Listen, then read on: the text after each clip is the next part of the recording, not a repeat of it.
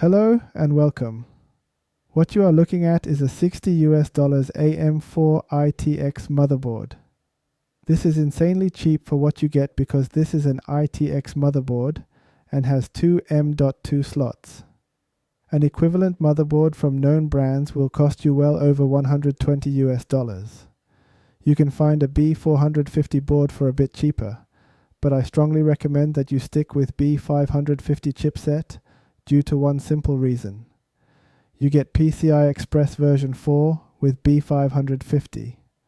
It does require you to use a Zen 3 CPU though. Anything under B550, you will be limited to PCI Express version 3 no matter what CPU you use. In my opinion, AM4 platform is not dead yet, as long as you stick to B550 and higher chipsets. And this ITX board offers you premium features at a very budget-friendly price. As you can see, you will need to supply your own Wi-Fi card, which may or may not matter to you. A Wi-Fi card costs generally $15 to $30. The motherboard box is bare bones, but it does provide what is absolutely required, which is the motherboard front header pin layout manual and an I/O shield.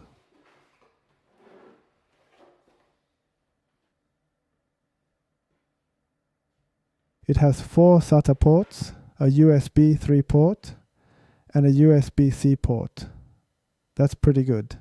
To make it better, you get a PCI Express 34XM.2 slot. The second M.2 slot, however, is wired at just 2X lanes. It may not please you, but you must not forget the fact that this platform is supposed to be obsolete. The rest of its features are not bad as well. It has a 2.5 gigabit Ethernet port, and its primary PCI Express slot is full 16 lanes. I must remind you that you must use Zen 3 CPUs to be able to use PCI Express version 4. Otherwise, you are stuck with version 3. Side by side, you see an ASRock B550M motherboard, which costs twice more. Both are B550 chipsets. However, I purchased the ASRock motherboard when it was just 99 Canadian dollars. That was several years ago. The insane price I see now is a mix of mad inflation and low supply. Well, that doesn't explain the insane price of other motherboards right now though. Either way, both motherboards are very similar in features. The Jginyue motherboard has better features arguably simply due to the extra M.2 slot. I believe that, in 2025, 2 M.2 slots are the bare minimum requirement. The ASRock motherboard does include a Wi-Fi card, but lacks a USB-C internal port, while having a USB-C port in the back. I personally prefer having a USB-C internal port. Overall, I find the Jginyue motherboard superior in terms of features. There is something you must be aware of, however. The Jginyue motherboard does not support Ryzen 3000 series and below. It supports only 4000 and above. This is the test setup. I originally used Ryzen 3400G and it failed to boot. I had to get my hands on Ryzen 4100 to get it booting. In hindsight, the motherboard does say that it supports only 4000 and above. If you want to use 3000 series CPU, you must get B450 chipset from Jginyue.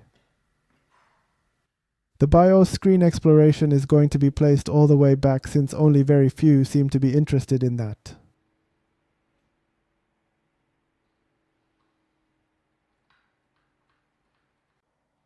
Overall, the system works. Both NVMe drives are detected.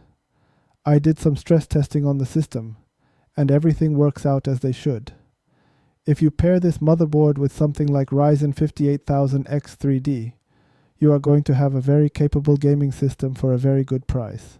Again, this motherboard is just $60, and it is feature-packed. It is a real bargain. That is it for this video. I am going to show you the BIOS screen from here. You can safely close the video if you are not interested in browsing that. I am going to continue exploring inexpensive Chinese motherboards from now on, since the prices of motherboards from known brands are simply absurd at the moment. Thank you for watching.